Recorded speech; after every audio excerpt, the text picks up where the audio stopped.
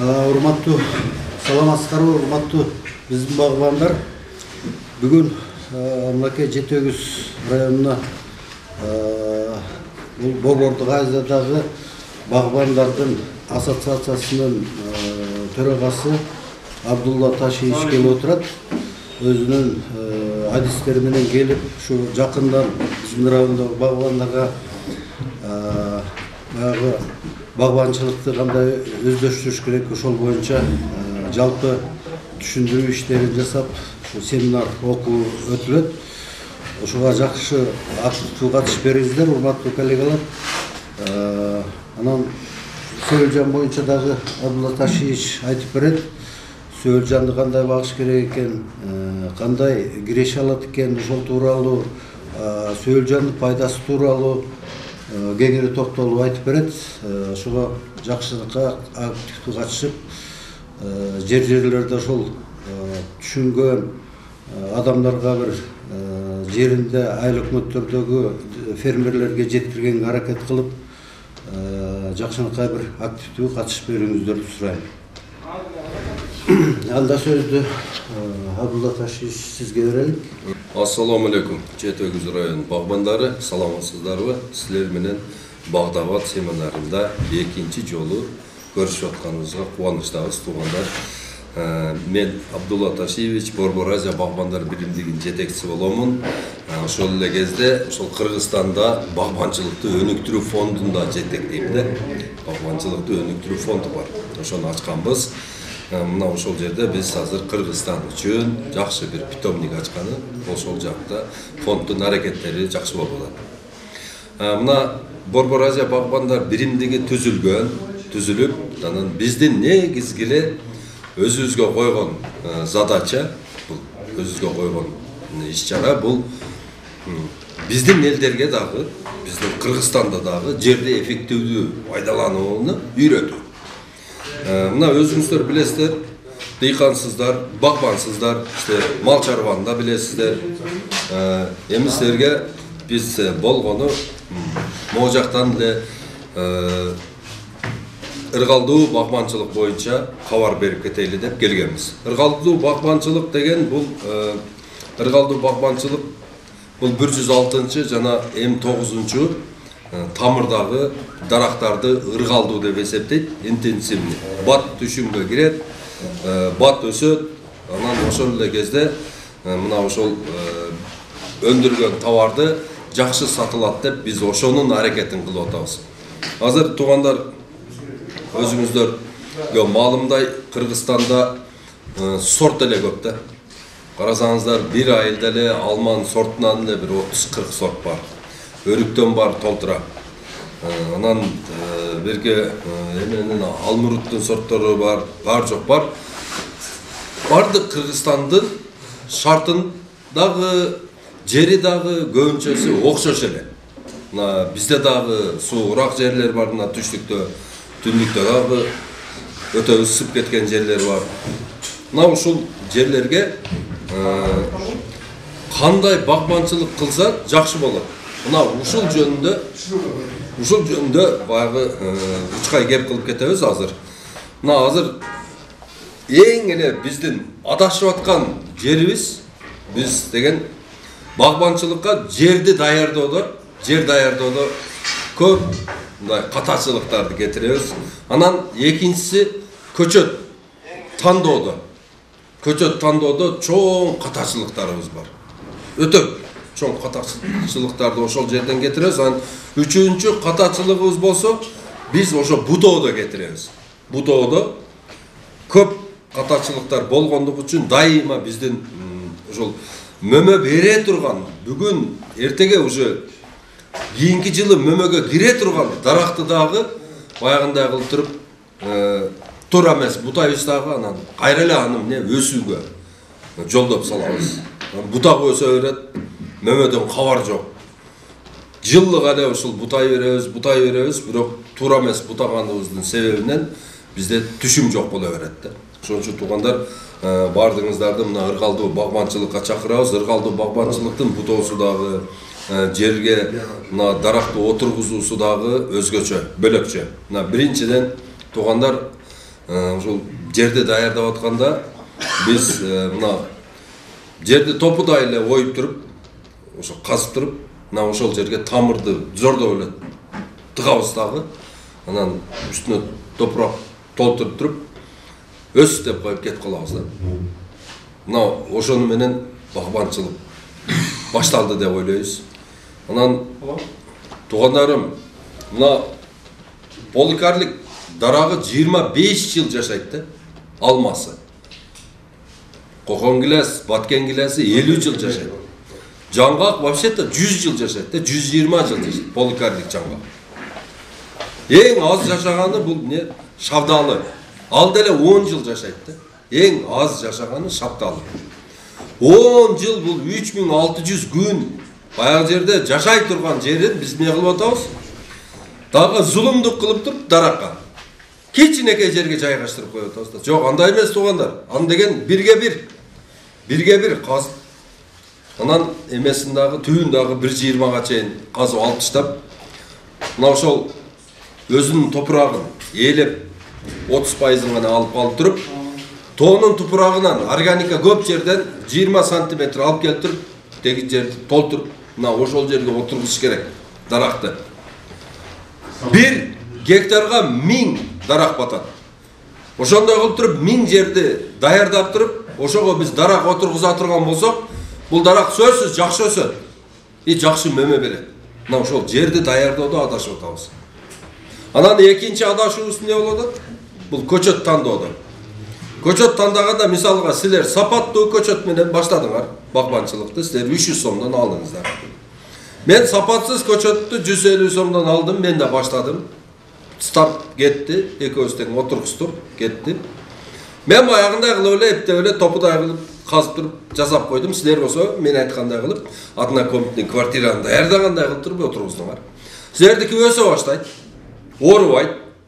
Себеби дегенде силердин көчөтүңөрдүн эмне сапаты бар.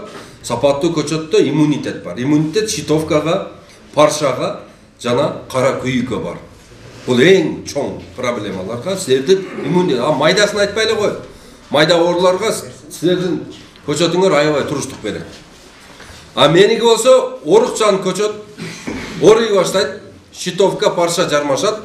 150 сомго 10 сом кошулат бир дарылаганда. 200 сомго чыгып кетти. Ошентип туруп 3 жыл болду, менин көчөтүм баасы 300 сомго чыкты. 3 жылдын ичинде. Силердин көчөтүңөргө текучка. Только азык бердиңер, мисалы үчүн биокумус бердиңер, карап атасыздар.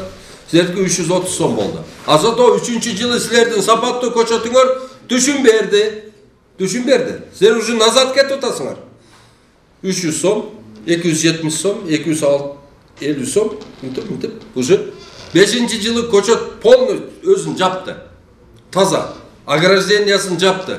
Капельныйсын жапты. Уже таза силерге $10,000 чыгарып берди. Силер вложение кылган акчаны чыгарып алдыңар уже. 5-чи жылы болду уже. Таптаза. Себеби дегенде силердики 2-чи жылдан уже түшүнгө кирип баштапты.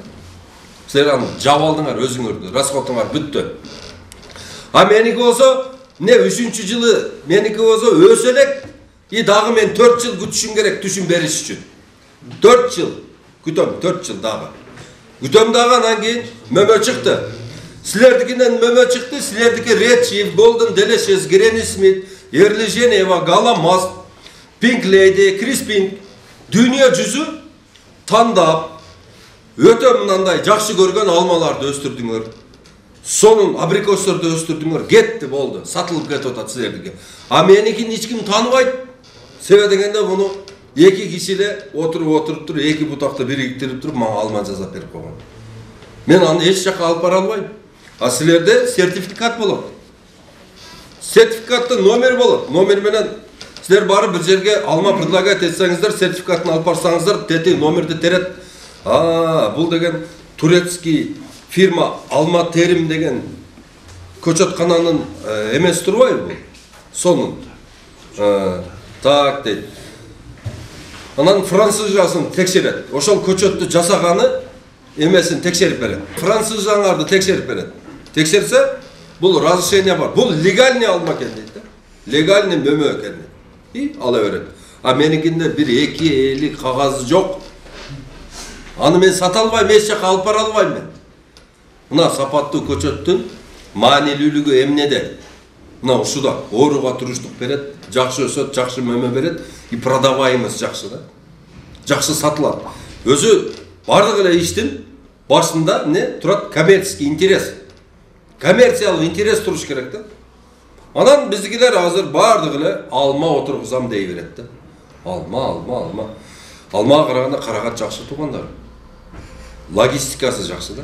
Карагат деген июнда бишип баштайт, сата баштайсыздар, кетти. Акча, кызылдай акча түшө берет. Алманы даума давет эткенде, алманы дегенде көк мөйдөн берип бергенде арзан кетет. Дерүү эле берип бергенде. А логистикасына киргизип холодильник болуп деме отур, анан кайрадан эле анан оны 45 сом, 50 сомдон сатабыз. Анан көрөктү карагатты 45 сом, 50 сомдон эле берип бербейбиз. Тура? Ошол жакшы эмесби? Малина, брусника, тура? Калина, клюква, морожка, крыжовник, черника, голубика, тура? А булардын баалары деген 400 сомдон ары болуп атпайбы? Мисалы үчүн, голубикалар. Эмне себептен биз алма отурушубуз керек? Эмне себептен? Туугандарым, ар бир эмени багбанчылыкты баштап атканда базарын аныктагыла. Базарын аныктап туруп, анан кийин баштаңыздар. А бизде азыр ушул ягодаларга базар жакшы, өтө жакшы. Себеби дегенде Өзбекстанда өспөйт экен. Казакстанда да өспөйт экен булар. Именно Кыргыздын жеринде ушулар аябай жакшы өсүп берет да. Биз ушудан пайдаланышыбыз керек да. Эмне үчүн биз жарышып, бирөөлөр менен жарышып, алар алма отурса, алма отурушубуз керек. Алар алмурт отурса, алмурт отурушубуз керек. Эмне үчүн? А бизде өзүбүздүн эме турбайбы? Другая дорога, ровная. Тура? Мына ошон үчүн туугандар. Азыр багбанчылык кыламын деген кишилер бардыгы жерди даярдаш керек. Жерди деген байытыш керек. Карагат 1 гектарга 16 000 көчөт батат, билесиздер, Карагатта. 16 000 көчөт деген соруп турат. Непрерывно азык требует этип турат. Мына ошол азыгын 1 жыл, 2 жыл мурун даярдап жерди, планировка кылып туруп, 10 жыл, 12 жыл жашай турган көчөт отургузуп туруп, мына ошодон мындай пайда алам деп ошого урунуңуздар. Анан көчөт отургузганда мына карагатты дагы жакшысын тандап алыңыздар. Мына тисел, тибен деген сорттор бар. Мына эми азыр туугандар Айбек азыр жылдырып көрсөтөт, ручка менен баракталды, анан же болсо телефондорго фото. Golden Delicious сары алмасы, американский алма, өтө сахарный болот экен. И анан мындай сатылуусу жакшы болот. Экинчи алма бул Red Chief алмасы, баягы Star Crimson'дун предшественниги. Кийинки поколениясы кара кочкул кып-кызыл болот, базар бап, өтө жакшы сатылат. Анан Granny Smith деген алма көк мөк болот, өзү жап-жашыл Сибирде өтө эң сатылган эки алманын бири ушул араб мамлекеттери сүйүп жеген Pink Lady, булар зимний алма, криспель. Жайкы алма кышка да сакталат. Эрли Женева, Гала Маст. Бул Кыргызстан боюнча чечилген сорттор. Туугандар, эртеге көчөтканага барганда шуну сурайсыңар, ушундай алма барбы деп. Алмуруттан Williams, Конференция, Форел, 3 алмурут, Слива, Анжелино, Стенли, Венгерка, гиластын өтө сонун сорттору, Кордия, Регина, Саммит, Лапенс, Сифхарт. Ушу 5 сорт Big Bang деген жыңала шапталы жазды. Шабдалынын нектариндер. Орион, Венус, Extreme Candy деген сорт. Түктү. Трансфалия, Extreme July, Sweet Dream. Базар долларды таныгандай таныйт. Жашылча сатуучу магазиндер дагы, оптовиктер дагы долларды таныгандай таныйт да. Сенин шабдалыңдын аты эмне? Трансфалия десең канча тонна бар дейт сразу. Ошондой сорттор булар. Малина болсо Полка, Полана, Маравелла. 3 сортты жазгыла. Анан карагат отургузгула. Туугандарым, карагаттын килеси 5 кило алмага барабар. 1 кило карагат. 1 гектардан 20 тонна берет. 5 миллион сом зарабат өтөт атат Ысыкөлдө жетөбүздө кишилер. 1 гектар карагат. Тисел, Тибен, Черный капитан, Ахмади деген сорту, анан Сирит, 2 сорт. Ахмади, Сирит, яндар. Президентский, Ферагнес, Вердуэл. Колу менен чабыла турган Kılıçday olgan uzun bolot. Bazarda 500 so'm, 400 so'm bası.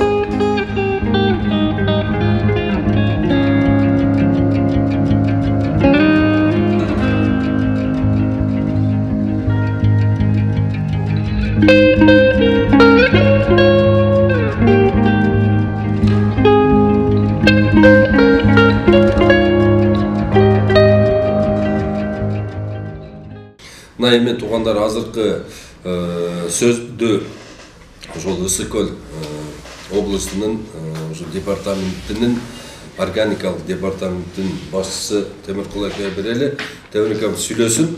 Багбандар, туугандар, эми сиздер билесиздер, биз жылыга эле өнөкөт мезгилинде кандай бир жыйындар болбосун келип семинар өткөрөбүз, өзүбүздүн ишмердүүлүк боюнча семинарларды ошо кабарлап, органикага үмүт, ошо химикатты эбегейсиз колдонбостон ушу бир экологиялык жактан таза органикалык азыкты өндүрүүгө багытында ошо шарттап бир окуу тренингтерди жана презентацияларды өткөзүп келебиз. Абдулла Ташевич, мына сизге да рахмат, келип ушул салтка айлантып экинчи жолу келип атасыздар. Былтыр да биз ушу келип кенен дыйкандар менен, багбандар менен жолугуп ушул маек куруп, ушу органикага сиздин жардамыңыз менен көп иштерди кылганбыз. Жыйынтыгы жаман эмес. Ошол жерде жыйылып отурган адамдардын бир 20-30-унан жок дегенде бир 5-6-сы келип бизге кызыгып, биздин препараттарды биздин ишмердүүлүк менен ошо бизге байланышып иштегендердин өзгөрүүгө результаттарын көрүп атат. Эми негизи органикалык айчыроо департаменти ушул мурун Кыргыз агробио борбору болуп келгенбиз. Мына 19-жылы өзүңүздөргө маалым болгондой ушу органикалык айчыроо мыйзамы кабыл алынып, ошол мыйзамдан кийин ушу бизди ушул борборду ошо органикалык айчыроо департамент кылып түзгөн да. Бул негизги эмне үчүн мындай муктаждыктар пайда болду? Себеби дүйнөдө бардык айчарбас продукциясын өндүрүүлөрдө ушул проблемалар келип жатат. Көп уулуу заттар, химиялык элементтер зыянкечтерге жана ото чөптөргө каршы гербицид, фунгицид, пестицидтерди колдонууда. Ошол эле өсүмдүктөр, ошол эле тиги зыянкечтер ошого адаптация болуп, улам жылдан жылга сайын жогорку дозада колдонууну талап кылып, анан ошону жок кылыш максатта дозалар да көбөйүп баратат да. Ошол доза жаратылышта өзү кайра ошол химикатты тазалаганга уже мүмкүнчүлүгү келбей калды да. Канчалык аракеттерди кылбастан баары деле ошо өндүрүп аткан продукцияларда ошол химикат жана токсикалык элементтер чыгып, адамдын ден соолугуна зыяндуулукту алып келип аткандыгы азыр проблема болуп калды. Жашыл экономика деп, органикалык азык деп өзүнчө азыр жогорку талапка айланып баратат да. Ошол максатта биздин Кыргыз Республикасынын жанагы түшүм продукциясын ошол эле жакынкы АЭС алкагында мамлекеттерге, болбосо Европага сатышта дүң продукция менен биз шайкеш келе албайт экенбиз да. Бирок өзүбүздүн кооз жаратылыш азырынча экологиялык жактан таза, ошо бүтүндүктү сактап калуу. Ошо менен биз ушул органикалык азыкты өндүрүп, ушул бир конкуренцияга ээ болуп, анан кошумча дыйкандарда кошумча пайда чынжырчасын түзүү деген багытта ушул иштер жүргүзүлө баштады да. Департамент ошо сиздерден жана органикага кызыктарларды пилоттук чарабага каттабууну жүргүзүп атабыз да. Ошол өзүңөрдүн чарбачылыгыңарда мен органика менен алектенен деген чарба субъектилери мейли канча 50 сотық болобу, 1 гектар болобу, андан жогору болобу. Биздерге кайрылсаңыздар, сиздерди каттап туруп, мына 3 жылдын ичинде ошол өткөл мезгилдеп биз көптөгөн жанагы рекомендацияларды беребиз, өзүбүздө препараттарды, өзүбүздүн өндүрүштөгү препараттарды сунуштайбыз. Болбосо мына биз чет өлкөдөгү Россия мамлекетинен Башкырстандан Борогум, Богатый, Калий, ошол жерде биофабрикалар менен түзүлгөн меморандум бар. Ошолордон ошол препараттарды сунуштайбыз. Биофармдын жакшы фунгицидтер, биофунгицид, липидоцид деген инсектицидтер жана ооруга каршы, анан жанагы зыянкечтерге каршы колдонуучу жакшы микробиологиялык препараттар бар да. Ошолорду да биз сунуштайбыз. Ошолорду акырындык менен биз жана өзүбүздүн пилоттук чараларда колдонуп үйрөтүп, анан ушуну агроаптекаларга сунуштап, ошо агроаптекалар четинен кичинеден алып келип, алар өтө баштады да, ошо билип калышты. Ошону дагы биз ошо препараттарды алып келип, ошо сатыкка койгула деп ушундай иштер болуп атат да. Андан тышкары деле бизде ошо Индия мамлекетинен дагы аларда чындыгында мындай экен да, Индия менен Швейцария, ошол жакта баягы концентрат уулуу заттардын баарын ошол жактан чыгат экен да, анан башка мамлекеттерге ошол тарайт экен да, бирок ошол мамлекет колдонбойт экен да. Индияда колдонбойт экен. Индияда өзүлөрүнүн өндүрүшүндө ошо жана биологиялык жол менен колдонуучу микробиологиялык препараттар, энтомологтар абдан көп өндүрүлөт экен да. Биз ошонун бир препаратын былтыр универсал экен, ошону сынап көрдүк ошо пилоттук чарада. Результат аябай жакшы болду да. Анан ошондо 1-2 жылдын ичинде ушу биздин жана товар, азык товар өндүрүүчүлөр, ушу дыйкан эстерге ошол кеңири колдонууга буюрса сунушталып калат да. Анан биз ошо пилоттук чарбага да кандай иштерди алып барсак деп атабыз. Мына 3 жылдын ичинде гипрозем аркылуу топурактын анализдерин жылга өткөздүрүп турабыз. Анан 1-2-3 жылдан кийин уже баягы толугу менен жанагы буферлик зоналар сактап, жана химикаттар анализден чыкпагандан кийин биз органикалык азык деп ошол азыр мыйзамда да каралып атат. Ошол дагы буюрса бул иштер дагы мындан ары да жакшы мыйзам ченем актылар бекитилет. Бул жерде да иштер жүрүп атат. Ошол болгондон кийин биздин максат ошо мисалы үчүн дыйкан өндүрүп аткан өзүнүн мөмө жемиш бактарын өзүлөрү ошол айылда, ошол мектептердеги, ашканаларда, больницаларда түздөн-түз биз аркылуу жанагы тендерсиз эле баягы биз каттайбыз да сиздерди. Кийин сертификат берилет, чыныгы органикалык азык дегенден кийин ошол сиздер өндүрүлгөн продукцияны ошол жактарда колдонуу сунушталат да, мыйзам чегинде. Мына бул департамент органического хозяйства Кыргызстанда мына башка министрликтер, башка баягы мисалы үчүн айыл чарбанын эле өзүнө байланыштуу айтып кете турган болсок, эң маанилүүсү ушул структурада. Мына ушул департамент органического хозяйства бул эмне кылат? Эң биринчиден бул деген элдердин ден соолугун сактайт да. Мына химиядан бизди сактайт. Анан экинчиден бул деген бизге деген чөнтөгүбүзгө аябай чоң экономика алып келет да. Мисалыга Араван районунда 9000 баягындай жерин бөлүп алган кишилер бар экен. Араван районунда. Ар бири 5000ден эле химикат алганда 45 миллион сом химикатка кетет экен да. 5000ден ал жерде билбейм, 20 сотық жер бар эле албаса, калгандары не 10 миң, 20 миң, 30 миң, 50 миңден ал жерде өтө чоң акча чийип атат да. 100 миллиондогон акча бир эле райондо. Андай райондо бизде 40 бар. Эбегейсиз акча кетип атат, асманга эле учуруп берип атабыз да тиги акчалардычы.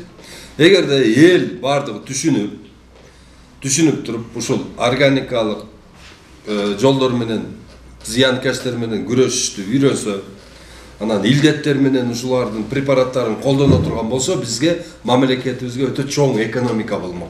Азыр мына ушул дүйнө жүзүндөгү фунгицид, пестицид, гербицид, баягы химикалык жер семирткичтерди жасап аткан кишилердин баардыгы заинтересованный. Сатуу, булардын максаты сатуу. Дарыларды сатуу. Кээ бирки дарыларды алып келип себебиз баягы зыянкечти өлтүрсө өлтүрөт, өлтүрбөсө жок, бирок кайра эле башкасы чыгып кетет да. Ким багында бар, колуңарды көтөрүлө баягындай. Бутакка катар отурулат го. Колуң менен момтип сыдырсаң, колуң кам болуп калат, билесиңерби ал? Кровяная тля дейт буну. Аны деген мына бир эле жолу афилинусту алып келип коесуздар, мына ушул Караколдон барып эле. Темиркул аке менен алып келип туруп эле бир эле жолу коесуңар, болду. 1000 жылга жок болуп кетет. Аны болсо биз жок кылабыз деп жыл сайын эң эле аз дегенде 3000, 4000, 5000 сомдон акча коротуп атабыз. Афилинус бул чымын.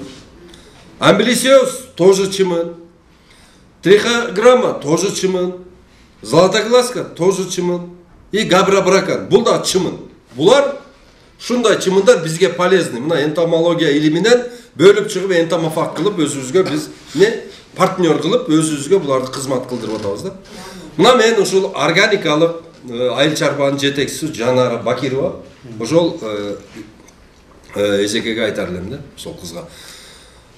Мына дүйнө жүзүндө өтө көп энтомофак бар да. Азыр мына 5 энтомофак мисалы үчүн көп нерсени ала алат, көп нерсени ала албайт да. А бизде 9000ден ашык зыянкеч бар экен. Мына ошол 9000ден ашык зыянкеч менен күрөшө турган өзүнүн подкласстары бар да. Мисалы үчүн вишневая муханы жок кыла турганы бар, плодожорканы жок кыла турганы, аленка мохнатаяны жок кыла турганы, красный клеш, желтый клеш, ар кандай клештер бар да. Ушулардын бардыгын, тилянын бардыгын түрү менен күрөшө турган энтомофактар бар да. Мына ушул мамлекет жетекчиси азыр буларга бир чоң эле бир арак заводду божотуп бериш керек да буларга. Арак заводду божотуп берип, мына чыгарып арак заводду жанына дагы пристройка кылып, кадимкидей тоокканадай кылып bir 50, 60, 100, 150 türün östürüş gerek. Entomofaktı östürüyle, alıp geliyle talalarga koyup çeviriyoruz gerek. Bular degen ne kılat? Gelip, o jol jerdeki, misal üçün bir paçkasını momundaydı koya turgan bolsanız, şu radisi 1000 kvadratlı metrede o jerdeki bardıq ziyankeşlerdi cep kete öğret bular. Gabrabrakan degeni var. Misal üçün, şu lichinka olup kalganda görüşöt. Беркинси бар, личинка боло электе баягы жумуртка кезинде күрөшө тургандар бар. Бул чоң илим да. А буну деген окутуш керек балдарды. Окуу жок, биз иштемени билбей эле өзүбүздө азыр миллиард сомго зыян чөнтүккө, и анан кийин ден соолукка бир эбегейсиз чоң зыяндарды кетирип атабыз да. Өзүбүздүн ден соолукка. Мына келип аткан пестицид, гербициддер булар Мына ишенбесеңиздер, бүгүн барып туруп бир жөнөкөй эле бир мындай жашап аткан бир мындай жаныбарга баягыдан үстүнө сээп көрүлө сразу өлтүрөт. Азыр биз эмне кылдык? Бака жоголуп кетти. Тура? Балык деген жок болуп атат азыр. Ушунун эсебинен. Балык мисалы үчүн мурда кичке эле арыктар болсо балык бар эле тура, чуркап барып кайырмак салып сөйдө кармайт элек. Ушулардын баардыгы жок болуп, эмне себептен жок болуп атат? Мына химия.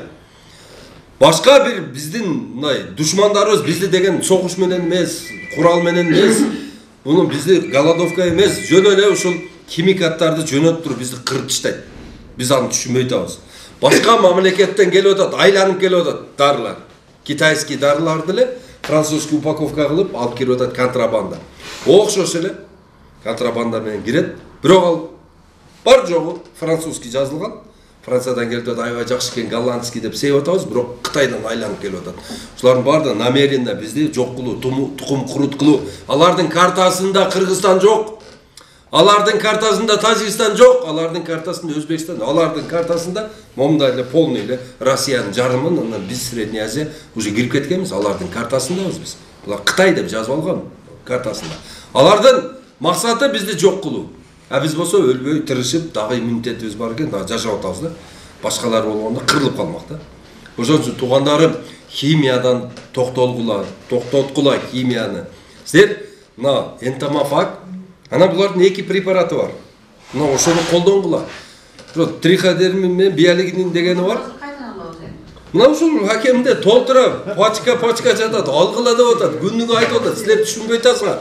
Бул жактар өтө эбегейсиз мээнет кылып атат.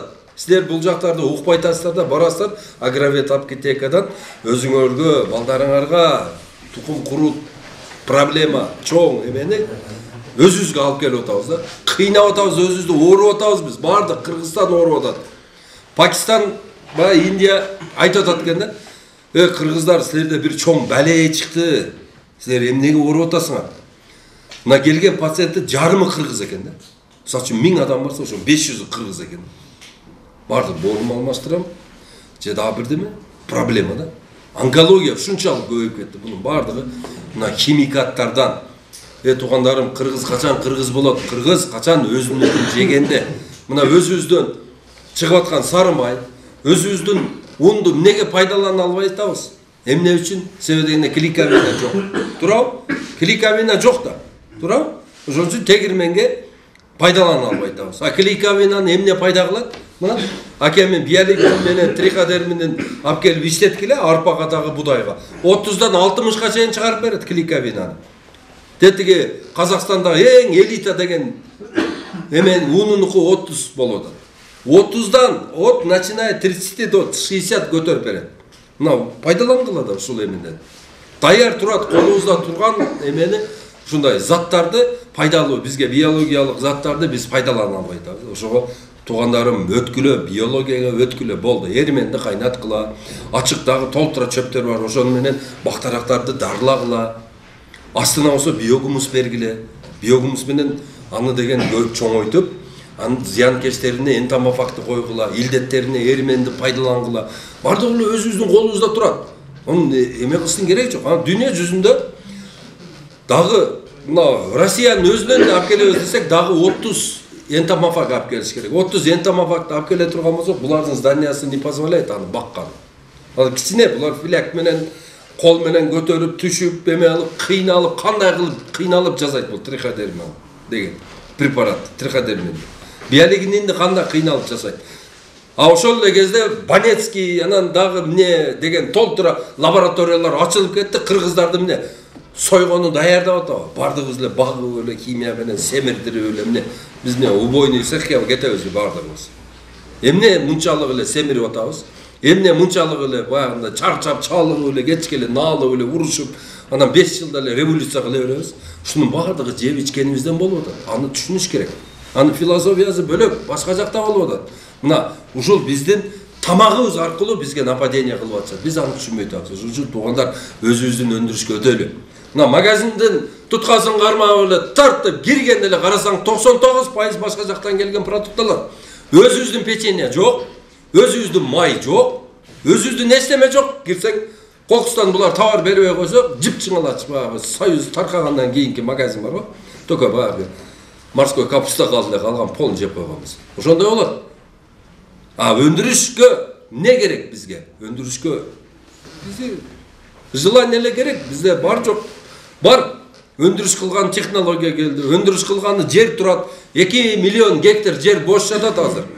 2 миллион гектар жерге биз деген 3 миллиард дарак отургузуп алсак, биз эч бир мамлекетке баш бербей калабыз. Жалаң өзүбүздүкүн жеп, өзүбүздүкүн өндүрүп, жыргамай жашоо келет. Ал үчүн биригиш керек. Биримдик керек. Ал үчүн бардыгыбыз бириктирип, мына сорттор бизди бириктирет. Айласы жок, ушул сортторго өттүк. Мына ушул сорттор менен биригебиз. Ошто дагы редчив, гөлдө дагы редчив. Нарында дагы полка, палана, бул жакта дагы полка, палана. Кадамжайда дагы полка, палана, малина, бул жерде эле ошондой. Сорт бириктирет. Анан туугандарым, мына азыр багбанчылык кылам деп атасыздар, аракетиңер жакшы. Мына азыркы биз айткан установкадан чыкпагыла, сорттон чыкпагыла, отургазганда чыкпагыла, анан бутону үйрөтөбүз. Бутаганда биз эмне кылып атабыз? Келебиз дагы. Мындай турса, так, бул көптүк кылып атат дейбиз дагы, токтоп тур. Мына лидерди калтырайын, лидерге жарышып өсүп атканда алып коеюн дейбиз да, буну алабыз. Тура? Так, мындай болду, бул деген ичине өсүп аткан турбайды, буну алабыз. Анан дагы булуна да буяка талтайып кетиптирди, түйүндөгүн алып коебуз, мына экөөнү соксойтуп коебуз. Анан даракка команда келет. Бул шефке дарак неме, бутак керек турбайбы дейт, анан кийин келерки жылы мына 3 кескендерден 18 чыгат. Уй, жаман эмне болуп кетти деп келди да мында. Анан тасылдатып уруп баштайбыз дагы, анан 4-төнү калтырып коебуз. Шефке дагы керек турбайбы дейт, анан кийин 18ден 72 чыгарып. Бардыгы мына шыпыры болуп жаткыла. Анан кейін ойланырбыз, не кылса ана токтоп тур дейт, жестко бутайм дейбиз да, анан кейін полный аласа мына камерада эле кылып коебуз да. Ай эми шоун болуп калды. Карасаң баягы одан дагы вообще чат чыгарып таштайт да. Анан өлдү дейбиз, анан башкара албай калабыз да. Туугандар, муну эң биринчи мисалы үчүн высокорослый отургуза турган болсоңуздар, келип эле тизени коюп эле тизеден эле бериш керек ошол жерден эле. Анан ошодон скелет чыкканда, скелетти деген биз скелет чыкты дегенде учунан алып коебуз. Ошондо скелетти дагы ушундай коюш керек. Эң эле узун койгондо 20 сантиметр коюш керек. Ол скелетине талтай туруп анан ошодон бутак чыгарат, мындай. Чашабразный мындай болуп кетет да. Тик болбойт ошону. Ошону баягындай неме каш тергенде терип салыш керек багынчы. Августта дагы бирген. Июнь акырында, аягында. Дагы балчоктор чыгат, дагы аны алып кой, болду. Анан ушул бул көчөт түшүмгө насырой кетет да. Шефке бутак керек жок экен, значит мен түшүмгө иштешим керек экен да, анан кийин түшүмгө иштейт.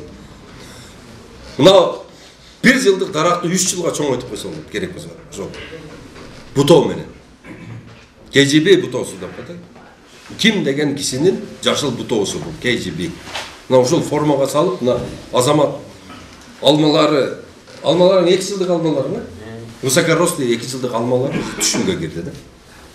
KGB формасында. Мына ушуну бутоодо адашпашыбыз керек. Биз бутоодо адашабыз дагы, анан кийин баш бербей калат, дарак уже болду.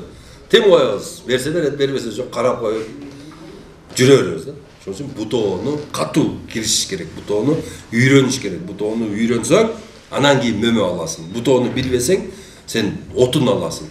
Жылга ар бир эмеден бир бодон отун алып чыгып, отун эле ташый бересиң да. Ол багбанчылык, ондо сен сасына эле отургузуп албайсың. Не кыласың? Алма отургузуп тура. Ошон үчүн туугандар бутоого аябай отургузуп атканда биринчиси сонун кылып отургузула, ушунда жайгашсын да. Анан полукарликти мындай көчөттү көп эле кескилей бербейт да, анчы. Аны деген мына кары бутагын аласың, карып калды ушу түшүнбөйт. Жаш бутагын кое бересиң. Ушинтип бутайсың. Анда үйрөтөбүз, акырын окутабыз. Азыр эми мына жерде туугандар, силердин эмеңерге ушу жете күзгө установка даю. Слушайте внимательно, жете күзский народ, будем сажать карагат. Вот карагат силерге кластер болот. Карагатты жакшы отургузасыздар. Анан туугандар, анан бул жерге обязательно бир биоинженер алып келишиңер керек да. Бир биоинженер. Бир жакшы биоинженер алып келе турган болсоңуздар, ошол биоинженер силердин проблемаңарды чечет. Мына бир эле түрк келди, Сыран деген таласка. Келди дагы эмне кылды? Фасолду чыгарып берди, кластер кылып. Фасолду азыр жыргап атышат таластыктар тура, сатып. Постоянно клиенти бар. Жолун таап койду да. Мына ошондой бир түрк керек силерге дагы. Ал түрктүн айлыгы $2000 айына.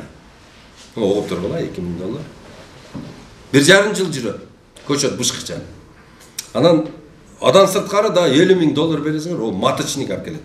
Маточник эмне тисил тибенден маточнигин алып келет.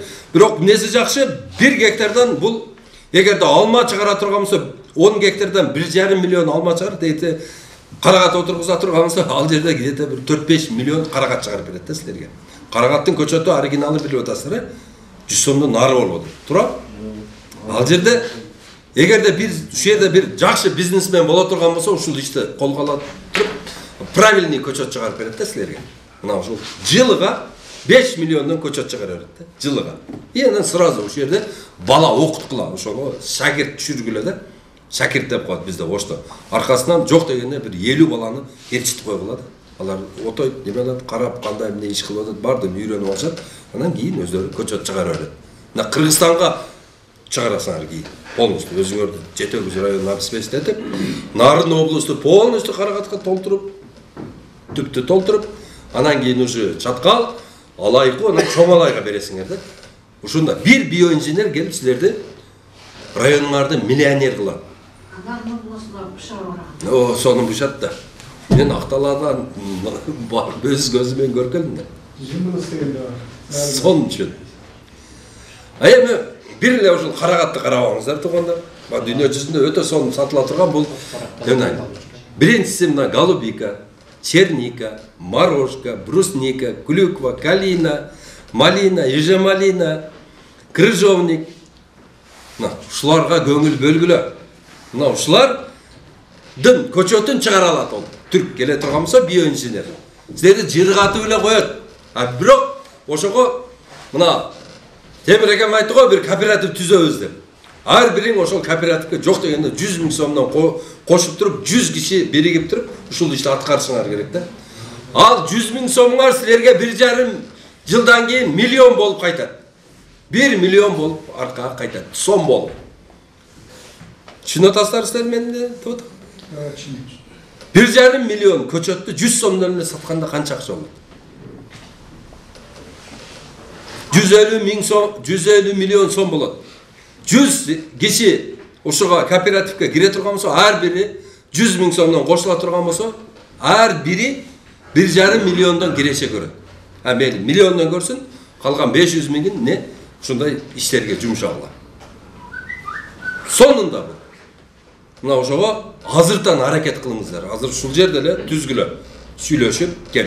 Кооперативдин башчысын бирөөнү койгула. Анан кийин бирдиктүү счет ачкыла. Акционердик общество Карагат, жетегүз Карагаты деп ачкыла дагы. Ошол түрктү мен приглашать этип берейин. Ошол түрк келип иштесин. Ал түрк дагы сразу апке мен келе мен акчамы бер дебейт ал деле. Келет ап. По ходу анан кийин. Одон башка Алмуруттун көчөтүн чыгара алат. Алмуруттун. Би алманыкын чыгара алат. Алманыкын. Ошондой эле маточник кылып жаткызып, өзүңөргө бир чоң питомник жасап аласыздар. Эң сапаттуу дүйнөдөгү эң жакшы көчөттөр чыгат ошол жерден.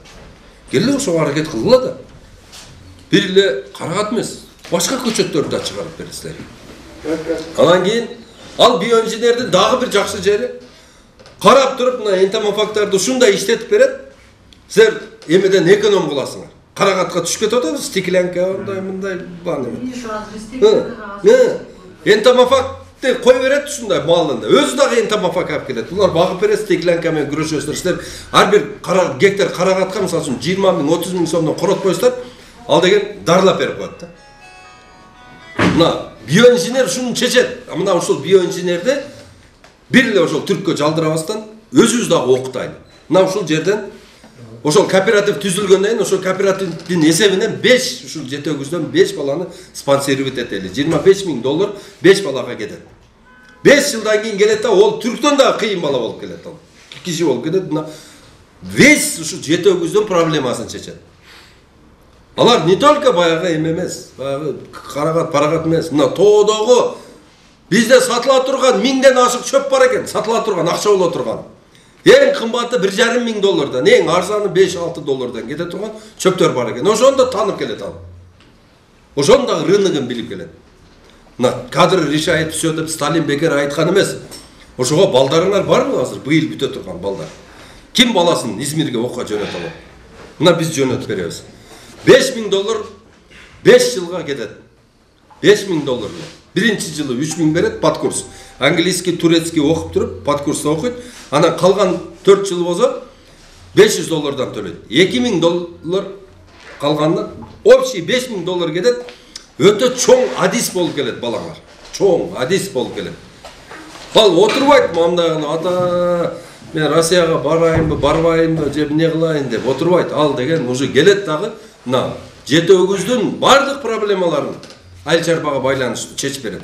Именно бакчаводство, садоводство, көп жылдык чөптөр, ошолордун бардыгын кыла турган бул чоң адис болуп келет балаңар. Ким баласы бышып калды ошо. Анан мына мен айттым го кооперативдин эсебинен жөнөтсө. Келет алар кооперативди гүлдөтөт кийин келип. Ал бир гана район эмес, республикага пикир кыла турган балдар келет да. Ушунчалык кыйын балдар. 50 жашка чейин окуса болот. 50 жашка чейин. Ким баргысы келсе, мына мен номеримди жазгыла 0550 баламды жөнөтөм десеңиздер, мен кол кабыш кылып ошону окутуп берейин. 0550 20 0007 Абдулла Ташиевич деп жазып койгула. Мен ошо Кара Суу районуна боломун. Анан калатпай ошону барчы. Калбайт эми баягы жакшы сиз айткандай рожай албайт. Азыр мен билгенде бир топ адамдар 2 гектар, 3 гектар, 5 гектар 50 сотук жерлерин даярдап атышат. Карагат тигебиз, алым өрүк отургузабыз депчи. Бирок алардын бияктан эч кандай кабары жок. Баягы кыргызча эле өздөрү билген тышкандан сатып келет же бир жерден сатып келет анан. Азыр айтып кетсе дегенде элестетебиз да, агроном дагы бул окуган, 5 жыл окуган агроном оплачиваемый болуш керек. Агрономду чакырасың, мисалы үчүн мен бирөөнүн багына бакка мени көп чакырышат, ошо 2 гектар, 3 гектардан ашык бакка барсам мен $100 акча алам. Мен барып туруп багын причинасын эмнелер үчүн түшүм болбой атат, эмне үчүн каягы болбой атат. Мен барып эле колумдун учунда эле көрсөтүп маркер менен сызгылап туруп көрсөтүп берем. Анан кийинки келип ал проблемасын чечип алат. Ошол жерде мисалы үчүн 10 тонна түшүм ала турган жерден булар 1 тонна ала албай атат да. Барабыз, бир проблемасын чечип беребиз. Экинчи жылдан уже 5 тоннага чыгат, үчүнчү жылдан 8, анан 10 тонна болуп баягы бак оңдолуп кетет да. Биз барып $100 акча алам мен. Бир эле жолу визитиме барганыма барамын, 20 минут турам багынын четинде, ичине да кирбейм. Көрсөт берип коюп кетип калам. $100 акча алам. Агроном бул высокооплачиваемый профессия, буну түшүнсөңүздөр да. Мына азыр мына өзүбүздүн мына ошол Тоң районунун агроному бар, Азамат Касеев, силер таанысыздар, ошо Азаматка сөз беребиз. Азаматты силер пайдалангыла. Азамат жанагы мен айткан биоинженер бар го, адан да күчтүү бул керек болсо. Азамат өзү көчөт чыгара алат. Любой түрүн. Өрүк дестери, алма дестери, фисташка, эмне бар жокту чыгара алат, алмаз. Азамат. Мына ушуну силер көрбөй атасыздар, пайдаланбай атасыздар да. Азыр көчөттү Италиядан же башка жактан алып келип атасыңар очойгон акчага. А бунун жасаган ишин эч ким баалабайт да. Муну кече да бир жерге бардык. Жөн эле баягы кошунусунун баласы кирип кеткендей эле болду. Кандайсың, жакшысың, жакшы окшо, мен бүттү да. Эмесе толкон токой эме бер, совет берди да, мисалы үчүн. Мына ошон үчүн туугандар Азаматты пайдалангыла. Мына жаныңарда эле көп. Мына багыңарда проблема болобу, чакыргыла. Акчасын төлөп бергиле, келип айтып бар жоон түшүндүрүп берет. Ошол эже баг отургузуп атат го, жөн эле келишип өздөрү. Бакты биринчи баштаганда агрономго чолуп кыла. Агроном силерге жериңерди эмне кылыш керек, кандай көчөт отуруш керек, кантип полив кылыш керек, бардыгын үйрөтүп берет. Анан ошондо ийгилик болот да. Азыр дыйканчылыкты жөн эле көрөбүз да, мындай бизнес катары көрбөйбүз да. Жумуш жок деп жаш балдардын баарын, балдарыбыздын баарын Россияга кетирип атабыз. Жөнөкөй эле мисалы мына баарыңар картошка айдайсыңар да, жөнөкөй эле көпчүлүгүңөр. Картошка жакшы бизнес болот да. Бүт эле айылча мына буудайдан деле гектарына канчадан аласыңар? 20дан. 30га. Потолокчу. Союз малында канча алчу эле? 70-тен алып чыккан. Эмнеге азыр анча бербейт?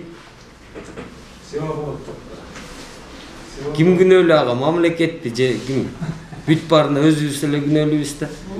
Которуштуруп айдоо жасабайбыз, топурактын анализин жасабайбыз. Анан даже могу жетегүздө фосфор жер семирткичи берген боюнча силердин топуракта даже нормадан көп болуп калган.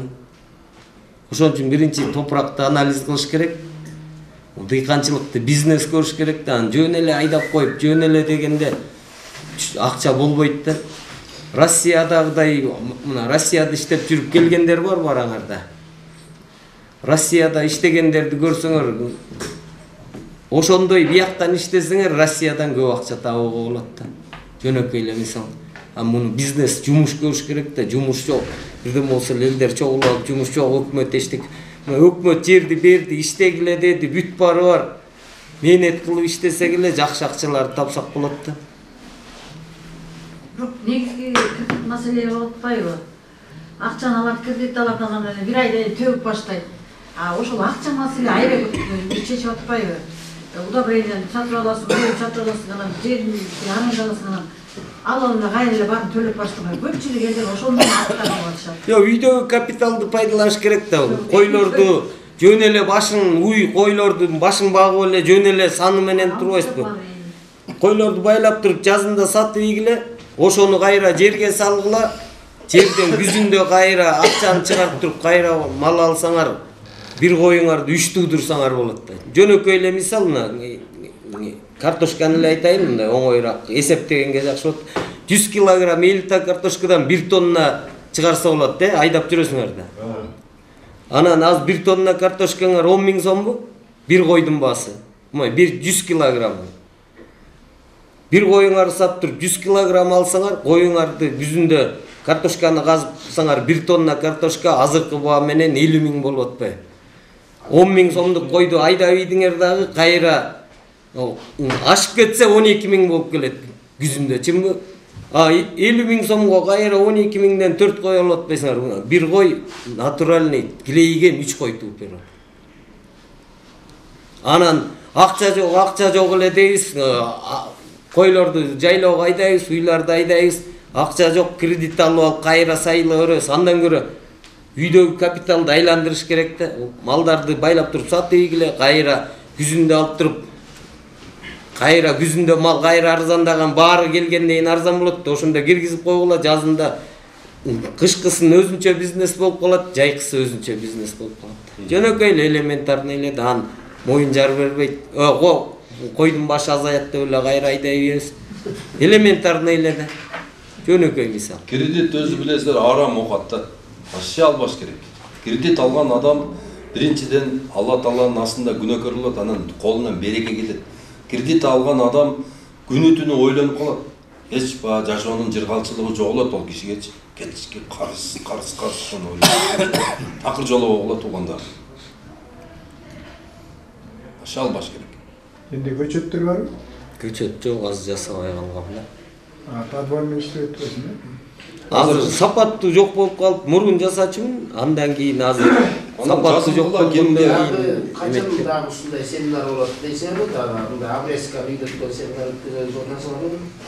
Обрезканы үйрөткөн семинар силер биринчи полкарды отургузгула, 777. Анан кийин келебиз да. Полкарды Сапаттуу көчөттөрдү кайдан алсак болот? Сапаттуу 73 64 15. Польша, анан Турция. Эки жерден көчөт алып. Вне зоны о вирусной безопасности деген сертификаты бар, экөө эле. Келип, мына немеден балыкчыдан немеге кетип атканда Чолпонтага. Биринчи айылдын эле Саркамышта ошол жерде 4 гектар отургузган Болот Качаганов деген, ошол Сулик Андрес дегендин питомнигинен алып келип отургузган аябай сонун багы бар. Барып көрсөңүздөр болот. Анан ошол киши өзү да көчөт алып келет. Жакында ошол Суликтин көчөтканасынын представительствосу Бишкекке ачылат. Буйруса арзан болот, будан арзан болот. Анан биз да өзүбүз дагы азыр аракет кылып атабыз.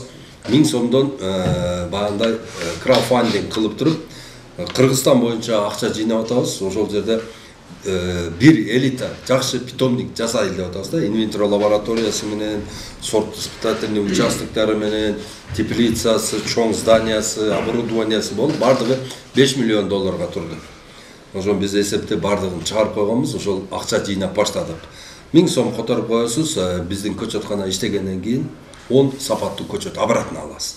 С возвратом да, жөн эле эмес да. Анан сиз уже баягы 1000 сомду төлөп, көчөт алып туруп, сизде уже право болот да. Ким бербеген болсо, өчөктөн эң акырында жазылат. Мына келдиңизби, биринчи сизди обслуживать этебиз. Ой, мен мындай неме алдым эле, инем көчөт алдым, неме кошком мен, неме салдым, мына 1000 сом кошком. Же 10 000 сом кошком мен, мына. Десеңиз, сизде сразу биринчи обслуживание кетет да. Анан сизге расчет алабыз. Мына неме кылып атканда, 1000 сом берип атканда заказ да берип коесуз да. Абдулла Ташевич, мен 400 түп, кордия деген черешня алам. Мага ошону жазып кой дейсиз. Биз ошого залар коебуз да эми. Коюп, анан сизди биринчи обслуживать этебиз. Ким тыйын бербеген болсо, акырында. Аны менен кийин сүйлөшөбүз. Эгерде көчөт ашып калса. Ким биринчи болуп ошол салым кошкондордуку дагы мындай ал жерде список болот да. Биринчилерди обслуживать этебиз. 0772 жазып койгула, салам десеңиздер. 0772 20 0000 деген же болбосо KCB банкка барып развитие садоводства десеңиздер сразу алып коет. Бул иш качан? Кудай кааласа бир 3 жылда деп атабыз. 3 жылда. Басы канча болот? Көчөттүн басы розница 100 сомдон ашырбайбыз, кудай кааласа. 100 сомдон 20 0000. Биз эң биринчи азыр черешня чыгарабыз. Кудай кааласа, биринчи эле залажт эткенде где-то бир 6-7 миллион черешня залажт этет. Силер бизден черешня аласыңар. Эки жылы. Бир 3 жылдан кийин, 3 жылдан 4 зданиясы курулат. Анан лаборатория келет, анан кийин алар деген баягы смести даярдап, ошол смеске эмени коюп, мен азыр видеосун баягы жетөгүз багбандар биримдигине көп таштайм го, баягы түрктөр менен сүйлөшүп турган. Ушул проект иштейт, кудай кааласа. Эч жака барбайт. Бул биздин өнүгүү стратегия, бул багбанчылык. Мына Өзбекстан өзүнүн алмасын 40 сомдон 30 сомдон Россияга берип берет дагы, биздикин 200 сомдон алып жейт. Азыр ошо Ташкентте Койлок, Алай базары бар. Баягында ипподром деген чоң базарлар бар, ошол жерде биздин продукция сатылат. Биздин алмалар, биздин карагаттын вареньялары, малинанын вареньялары, биздин сары май, биздин чучук ошол жерде сатылып атат. Алар органика издеп атат. Өтө кымбат бада. Сары майдын баасы 1000 сом. 1000 сом. Алманын баасы 200 сом. Биздин алманын баасы. Биз Кыргызстан эч нерседен коркпой мөмөлүү дарактарды отургузушубуз керек. Биздин өнүгүү стратегия бул багбанчылык. Бир эле Россияда бир эле кишинин 700 000 гектар жери бар экен. Ткачев дегенди. Бир эле саясатчынын 700 000 гектар жери бар экен. Андай байлар аерде толтура 1000 деп саналат экен да. А биздин суга жерибиз 700 000. 700 000 суга жерибиз бар. Биздин Кыргызстандан азыр иштетип аткан. 600 000 гектар багара жерибиз бар. А биз менин азыр жеке ушул Борборазия багбандар биримдиги айтып атат да. Бизге 7 питомник керек Кыргызстанга. Мына Ысык көлгө, Нарынга өзүнчө, Ошко өзүнчө, Таласка, Баткенге, Жалал-Абадка, Чүйгө. Ошол жерден биз мына өзүбүздүн Кыргызстанга керектүү бардык жакшы көчөттөрдү чыгарышыбыз керек. Карагаттын жакшы түрлөрүн баягы мен айтып кеткен сортордун бардыгын өзүбүз үчүн чыгарып туруп, биз жалаң гана ушундай мөмө жемиштерди переработка, сырье бар жерге келе берет заводчиктер. Облепиха сурап атат, мына Алтайский облепиханы чыгарып келсек, бирок онун да зыянкечи бар, анан дагы бир энтомофагты алып келиш керек. Азыр бизде энтомофагты жакшы түшүнө турган бир жакшы инженер керек болуп атат да. Ушул ишти алып кете турат. Ар бир зыянкечтин өзүнүн подкласста ошонун өзүнүн энтомофагы бар. Алып келип кой бересиң определенный времяда. Ал вегетация мына чоңоюп мына туу мындай болуп атканда алып келип койсоң эле тынчтат экен. Вообще көрбөй каласың. Афилинусу любой сезонда алып келип, кровяная тляны жок кылып салсаң болот да. Мындай эме болот, айланайындар. Биз деген өнүгүү жолуна түшөбүз десек, биз деген чиновниктердин санын азайтып туруп, наоборот, специалисттердин санын көбөйтүшүбүз керек да. А бизде чиновник көп. Мына немеге караганда, Японияга караганда биздин чиновник 28 000 чиновник бар экен Кыргызстанда. Кече пандемияга келген акчанын почти 70%-ын ошолорго айлык кылып берип койдук. Пандемияга келген жардам. Бизге ончо чиновниктин эмне кереги бар? Мына көрдүңөр өзүңөр. Мына пандемия келди, 7 областта 7 эле комендант башкарып турду го, тура. Мынча штаттын бизге эмне кереги бар, тура? Эмне кереги бар? Анан уже бар жокто уже частный эмелерге бере турган мал келди. Токойду частниктерге бериш керек. Токойду өзү өстүрөт, өзү көбөйтөт, тура. Анан ошол жерге өзү пикир кылып, жерде ресторан салабы, кафе салабы, эмне кылабы? Самый главный токой бизге эмне керек? Onun için misal üçün bu tokoyçuğa aylık төлөп мындай кылып эмне кереги бар, тура? Токойчу деген бул өзү бизнесмен болуш керек. Токойчу, бизге токойчу эмне керек? Токой бизге эмне керек? Токойчу биз жөнүнө баягындай аба бизге тазалап берип турса болду. Канчалык кандай формада болсо дагы ал деген токой көбөйсө болду. Биздин максатыбыз ошол. Токой ошондо көбөйтүш керек да. А болсо токойчуларга келесиң, токойчу жылыга миллиондоп Кыргызстан боюнча акча бөлүнөт экен. Алар деген сасына отургузат экен, бирок ал саснаны азыр быйылкысын апарып туруп канча кайерге отурдуң саснаны десең, сени ат менен адаштырып жүрө берет. Биякта өлө, биякта өлө. Жүрө бересиң. О саснаны таппайсың. 10 жылдыгында көрсөтө албайт, 15 жылдыгында көрсөтө албайт, 25 жылдыгында көрсөтөт. Онун эмне кереги бар? Бөлүп берип кой. Она керектүү. Мисалы үчүн Ахмат, сен мына неме коктудан баштап тетиги коктуга чейин сеники. Мына сен фикир кыл, мына. А болду дейт да, ошол жерде эмне токойду көбөйтөт, ошол жерге баягындай экотуризмди жасайт, акчаны жасайт, ол тура. Анан кеч келе анан көзі қызарып эле кайсы каракайды сатып берсем экен деп отуруп тура. Кой, бул каракайды көргөн сайын акча түшөт мага деп ал көбөйтөт да. Ушундай эме келиш керек да. Биздики союзда буржуазный капиталистический бир нерсе болуп калдык да биз. Же капитализмге өтүп кете албай атабыз, же буржуа. Бардыгыбыз эле темитип келебиз. Акимдин мойнун жуламын мен. Суу бербей атат деп. Айнана жер сеники болгон, сууну өзүң алып кел де. Аракет кыл. Жолун тап да, тура. Каз арыкты, сага керек да, акимге керек эмес да, тура. Аким деген шайлоодо иштеш керек. Башка иши жок да. Тура. Ошо акимдин кереги жок, бул шайлоодо эле иштейт да. Ошон үчүн туугандарым, биз деген мыйзамдарды өзгөртүшүбүз керек. Мыйзамдарды аз көрүп атасыздар. Жакынкы жайлоо, толтура жерлер теп-тегиз турат. Ошол жерге суу чыгарып туруп, бак отургузсак болот да. Толтура жаныбызда эле турат да. Аны деген барсаң жайыт комитети өлөм, жетем, столбом жатып алат да, бербейт эч качан сага. Себеби дегенде ал өзүнө бизнес кылып алган, жайыт комитети деп ачып алган, бул дагы чоң бизнес, лавка. Ачып алган бир организацияны. Өздөрүнчө иштеп атышат. Мына ушул балга чейин силер бир медицинанын кишисин көрдүңөрбү? Чыгып телевизордон, айланып кетейиндер, органика тамак жегиле. Мына биофабрика чыгарган эмелерди пайдалангыла. Мына өзүңөрдүн денсаулыгуңарды сактагыла, иммунитети көтөргүлө деп айтып аткан бирөөнү көрдүңүздөрбү? Жок, алардын ушу эмеси маска так, көчөгө чыкпа, үйдө отур. Ушундай мындай эле. Жок. Органиканы жайылтуу боюнча медицина кызматкерлери эң биринчи орунда ушулар болуш керек. Бизде деген азыр бир көчөдө эле 20-30дан аптека. Мына Жалал Абад областында 4000 аптека бар экен, 4000 аптека, күнүнө 10.000 сомдон дары сатканда биздин тапкан ташкандарыбыздын бардыгы эле дарыга кетип атпайбы? Шаардын өзүндө 400 аптека бар экен. Шаардын өзүндө Жалал Абад. Бу жерде билбейм да, биз эсептей элекпиз. Туугандарым, биз только дарыга эле иштеп атабыз да, дарыга эле иштеп атабыз да. Мына ар биринин, мисалы үчүн мен азыр машинамды көрсөм, мындай аптекке жүрөт. Көз ооруга, баш ооруга, кулак ооруга баары. Себеби дегенде биз жеп, ичкенибиз, баскан турганыбыз баарды неправильный болуп атат. Ошон үчүн туугандар, органикага өтүңүздөр. Биздин негизги, бизди кыргызды сактап калуучу бул жаратылышыбыз эле. Биз деген кендерди ачып, же бир заводдорду куруп, биз Toyota машина чыгарып албайбыз. Биз деген Toshiba кылып телевизор чыгара албайбыз. Биздин телевизорубуз итте албайт. Кыргыздардын телевизорунда. Машинабызды деп кармап да койбойт.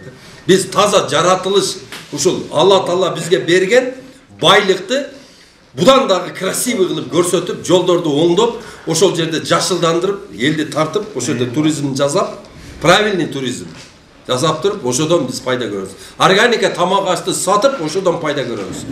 Мына Францияда эки эле түр алма саттырат, отургузса болот да, эки эле түр. Бул деген эме Golden Delicious менен Star Crimson. Эки эле алма отургузса болот. Мыйзам менен чектелген. Мына ошон үчүн Франциянын алмасы Европанын бардык жерлеринде сатылып атат. Мына жана биз чектөө киргизген ошодон. Сорт тандоо. Бир аймак бир мөмө. Мына ушуга өтүшүбүз керек. Анан жанагы мен айткан оюма бир катуураак бир фикир кылып койгула. Эгерде ушундай бизнесмен кыйын балдар болуп, же болбосо кооператив түзүп, жанагы мен айткан көчөтканага аракет кылыңыздар. Макулбу туугандар? Туугандар, силерде эгерде суроолор түгөн болсо, жарым сааттан кийин уже суроо барбы? Улан Ажы деген жигит. Ал жерге катыштым, ал жерге катышсам, алардын пикири башкача, силердики башкача болуп атат да, мындай жанагы алар Сербиядан деп силер азыр айтып атпайсыңар, Сербияныкы болбойт. Алар Сербияныкынан алып келебиз. Ушундай деп атышат да, анан эми орто жолдо биз экан жол калып атабыз да, мындай. Кандай болуп калат депчи. Алар менен да уже мындай да. Жок. Сербиянын көчөттөрүнөн оору чыгып атканын бардык эле багбандар көрүп турат, билип турат. Мен эми баягындай ойман чыгарып эле Сербиянын көчөттөрү начар деп аткан жерим жок. Бирок действительно оорулар көп келип атат ошол жактан. Ары карай абрикос эме кылып. Дархандан бу эмеге чейин, кызыл сууга чейин алма болуп отурса болот. Бияк бу липинка жак негизи мында карап көрсөңөр деле алмабак эме жок да. Ошон үчүн бул липинка тиги ак төбө жака силер жака баягы ягодный эмелер көтсөңөр жакшы да. Мына каракат көтсөңөр, клубника жанакы черешня деп атпайбы, вот ошолорго өтсөңөр жакшы да.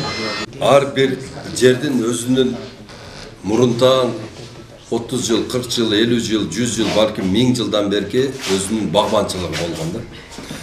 Мына акем айтып кетти го, нерде болот, нерде болбойт деп. Бул уже определенный уже илгертен уже практикадан өткөн эме маселе да бул. Мына өзүңөрдүн айлыңарды көргүлө, баргыла, эмне жакшы өсүп атат. Алма өсүп атабы, өрүк жакшы болобу, эмне өссө, ошонун эң жакшы сапаттуу көчөтүн алып келип отургуза бергиле. Мына ошол болот, ошол жерге. Мисалы үчүн сиз бир жерге хурманы алып келип отургузуп алсаңыз, өспөйт хурма. Мисалы үчүн инжир өспөйт мисалы үчүн да. Сиздин өзүңүздүн жериңизде алма, өрүк, шабдалы өсүп атат, ошонун кайсынысы жакшы? Балким сизге шабдалы жакшы өсүп аткан. Значит, шабдалынын погодасы бар ошол жерге. Ошону ата бабаңыз кылган жумушту только совершенный кылып жасай бересиз да. Азыр мына Кочкордо картошка кетип атат. 2-3 жыл мурун деген Актала эмеже нарын жактан келген именно алмабакты өсүрөбүз деп мен Волокитинге чейин алып барып, ошол киши как руководитель болуп ошакка чейин барып көрсөтөм этип келген да. Значит, эме нарын жакка өсүп эме кылып аткан. Биз жакка деле просто эл ошого көңүл бурган эмес да. Раз огородто жанакы сен айтып аткан алмабак өсүп атса, талага эмеге деле өсөт да жакшы элечи. Өсөт. Грунтсу жакын эмеспи? Мындайда азыр эл колунан келген эмени алып отургузуп атпайбы? Бак отургузгандар бар, бирин-экин огородду көбөйтүп аткандар бар. Просто аз бизгечи жардам сыяктуу жанагы обрезкасы аз келип атпайбы? Обрезкасын жакшы көрсөтүп берсеңер, о жакын арада уже башталат да. Эми силер 3 жыл деп атасыңар, 3 жылда дагы убакыт кое беребиз. Жакын арада үйрөтсөңөр, быйылкы жылдан баштап обрезкасы может качественный боло баштаса, багыбыз оңоло баштайт да. Көбүнчө упускать эткенибиз ошо алмабыз мына 1 жыл аябай жакшы берет, жөн эле шагы ийилип берет. Биз бир аз кыргызча үйрөнгөнбүз мындай кесип антип биткендичи. Экинчи жылы алма жок болуп калат. Действительно ошондой. Алма эс алып атат деп коебуз. Анан ушу мен ойлойм да, ушу обрезкадан көп кетип атабы, ошондой болбош керек депчи. Анан силердин үйрөндү тудасында да эле өзүбүздө питомниктер көп, буюрса жакшы питомниктер бар. Ташып келген алмалар деле көп алып ийбейт. Азыр эл өзү барып көрүп, каздырып анан алып барып отургузуп атат. Анан ошо обрезка жагынан, уход жагынан, жана дары жагынан силер жана көп дарыларды айтып атпайсыңар, уже колдонбой калды деп. Биз ошолорду колдонуп атпайбыз. Биз уккан жокпуз да андайларды, например. Абдулла Ташиевич Азаматова, Темиркулова келип элге маалымат бергениңизге чоң рахмат. Анан элге ушундай маалыматтар көбүрөөк болсо, бая ден соолугу жакшы болсун, оорубасын дегендей, жашоо турмушу оңолсун дегендей мындай күйүп да айтып ушундай маалыматтарды келип кеткениңизге рахмат. Анан бизде эми негизинен багбанчылык болобу, көп жылдык чөп болобу же дан негиндерин сөзүңбү топурактын анализин ашуу керек болот деп атат, туурабы? Биринчи топурактын анализин алып алып туруп, ал жерде эмне жетишпейт, эмне жетишет, же дагы кандай.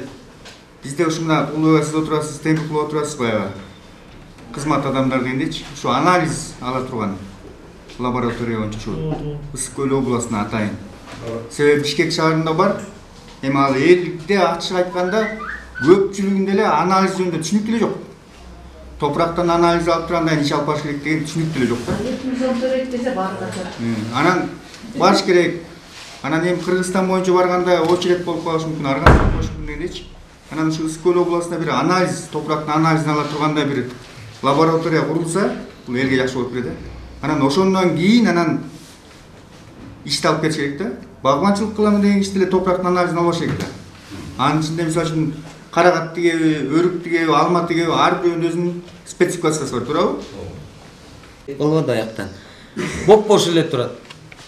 Анан ал деген көп акча лаборанттарда жок да мына. Сиз да билесиз, чынбы лаборанттар жок.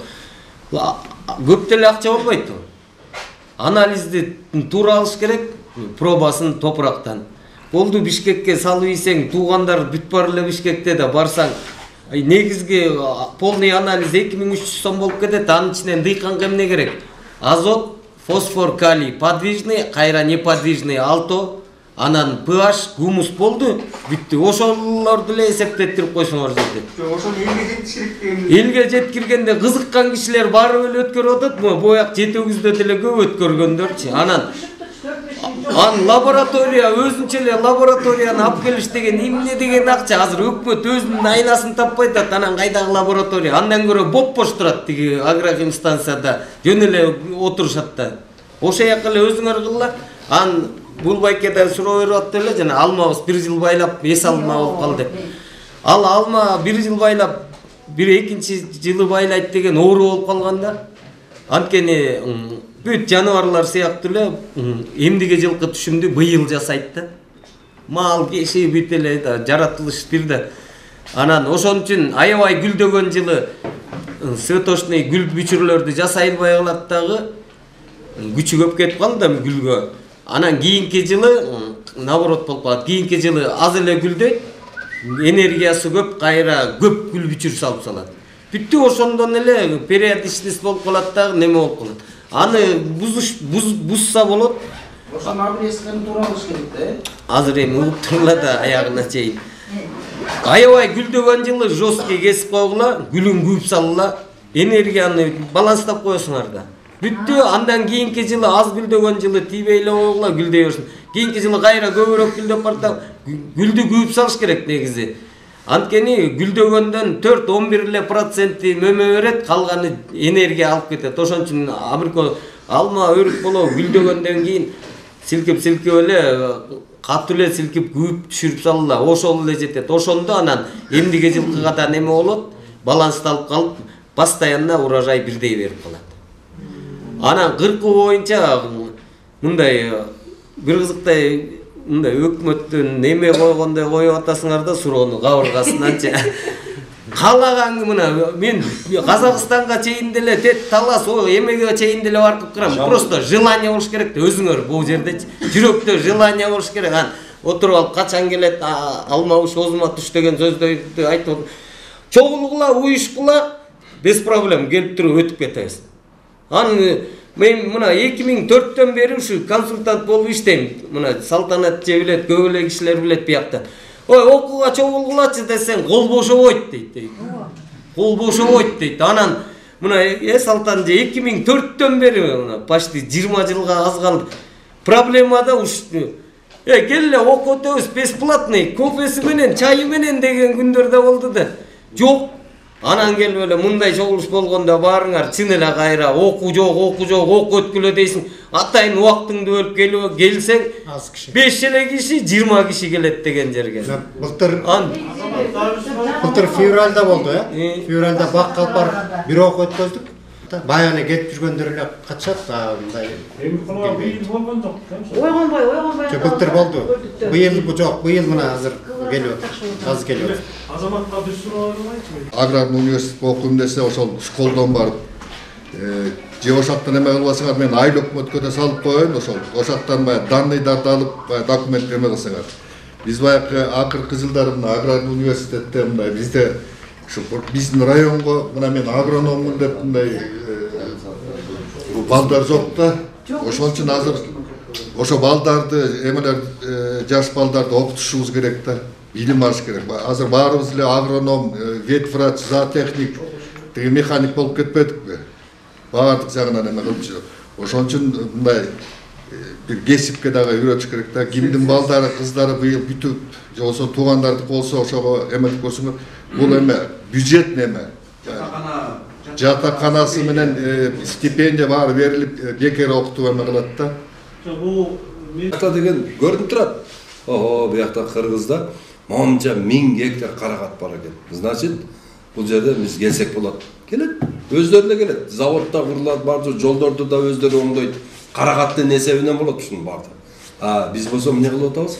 Даяр өзүбүздүн энебиз болгон жерибизди ар жеринен кастырып, бир каякта душмандарга канчалаган зыянды алып келет. Мына Чаткал районуна бардым мен. Баягындай 18 жашар кызды bir 20 зөкүр зордуктагандай бузулуп кетти. Вообще бар жок тытылып. жатат биздин жерибиз. Ушунчалык жүрөгүң күйөт да. Билейсиң, мына таласка бардым. Жер үйдү казып атышат, мөңгүнү, баягы жердин бетинен мөңгүнү алып таштаптыр уже. Мына бир жакынкы убакытта чоң катастрофа болот, экологический. Мына жер үйдүн кесепетинен ошол жердеги бир эменин кенди сатып бергенин кесепетинен ошол. Мына кумтөр канча ыйлатып атат бизде. Кумтөрдө чоң хвостохранилище бар. Кокус бузулуп кете турган болсо Өзбекстан менен Тажикстан биздин суубуз жеткен жер бар, биз жеп эле коет. Аны түшүнбөй атат мамлекет башчылары. Токтотуш керек буну, вакханалияны токтотуп биз жердин бетиндеги алтынды жыйнап алайлычы башта. Жердин бети эле бизге айтып атам го 3 миллиард дарак отургузсак, ар бир дарак $10 киреше бергенде жылына $30 миллиард кирип турат. Бул Кыргызстандын 15 бюджети бул деген. Мына ушуга көңүл бөлүшүбүз керек. Канчалык биз ушул жердин бетин иштеткенди, туура иштеткенди, органиканы үйрөтсөк, анын кереги жок. Казино ачып анан жыңалач кыздарды бийлетип анан турист тартыштын кереги жок. Ал өздөрү эле келет, тазалыкка таза адамдар келет, бузукка адамдар келет. Биз канчалык туризмди өдүктүрсөк, элестетип көргүлө мына. Келдик, бирдей гүлдөдү. Сары-сары, жаппак, кып-кызыл болуп бирдей гүлдөп турат. Үйлөр дагы окшош жакшынакай салынган. Алар келип, жолдор теп-тегиз. Тоого чейин чыгып барсак болот. Бардык суулар агып атат. Ичкенине, басканына, турганына акча алып калабыз. Ушулардын бардыгы бизге ошон үчүн дарак отургуш керек. Дарагы жок жерге, какыраган жерге кайсы коногуңду чакырасың сен? Нең мактанасың? Мына мен ташка, жылуу ташка отургузуп кайра кетире беребиз. Тура? Ал деген жейт, ичет, бир нерсе варенье көтөрүп кетейин дейт. Тура? Экологиялык таза бал алып кеткизи келет. Тура? Мына ошолорду биз предоставлять этишибиз керек да. Азыр аэропортко барсаң, биздин менин калпагымдан башка эч нерсе жок, бир камчы менен калпак илинип турат. Кыргыздын эч нерсеси жок да аэропортто барсаң. Алып кетейин десе эч нерсе жок. Жалаң Россиядан келген, Украинадан келген, багы сникерс, нацпацтарды тизип койгон. Где ваше деп атат? Где ваше киргизская деп. Деп коебуз жок да бизде эмнени көрсөтөсүң тура? Осын Түркмения, Тажикстан, Өзбекстан, Хорезм, Барезм, ошол жагы Иран, Ирак только ушун менен жагын сактайт экен да. Давленияны нормализовать этип турат, түшүрүп турат. Сразу чайдай кылып эле демдеп туруп эле ичип алышат экен, түшүрөт экен да. Ошол демилгени көтөрүп ушундай келип атасыз. Сизге чоң рахмат. Бул жерде группабызда кичине азыраак го. Жанагы частный бизде биякта да частный агроном деп жаңы группа ачып атабыз. Ошолорду да кошуп койсок кичине биздин кызык тараптар кичине көбүрөөк болобу депчи. Ким жазып калсаң ошол группаны ошого кошуп коелу, биз телефон беребиз жагандай деп. Ошолорду да кошуңар. Анан сизге чоң рахмат. Өзүңүздү убакыт ушундай бөлүп мына айтып атпайм 2 жылдан бери келип атасыз. Сизге рахмат. Сизден көбүрөөк ошол именно биздин тиги Ош жакта, Жалал жакта кандай эме жүрүп атат, ошол тажрыйбаны бияка келип көрүүгө бизди да кичине ойготуп эме кылып атасыз. Ошону рахмат айтып коелайм ушуга. Өндүргөнгө силерге дайым шифа берсин. Ар дайым ушул ден соолугуңар мыкты болуп, чарбачылыктарыңардын пайдасын убайын көрүп, бардыгыңыздар мына жерде жаштар отурасыздар, ушул кары келсе ашка, жаш келсе ишке дейт негизин түзүп алууга ушул Кудайым ден соолук берсин. Эмне демекпиз? Органикага өткүлө, нукура органикалык азык өндүрүп ден соолугубузду чыңдайлык. Жакшылык болсун. Сизге да рахмат. Мабыл тегерен да биз 1-2 күн жүрөбүз. Аман эсен жетип алыңыздар. Дагы буюрса келе бериңиз. Жай мезгилинде келиңиз. Дагы буюрса көргө келиңиз, чакырабыз. Жакшылык болсун.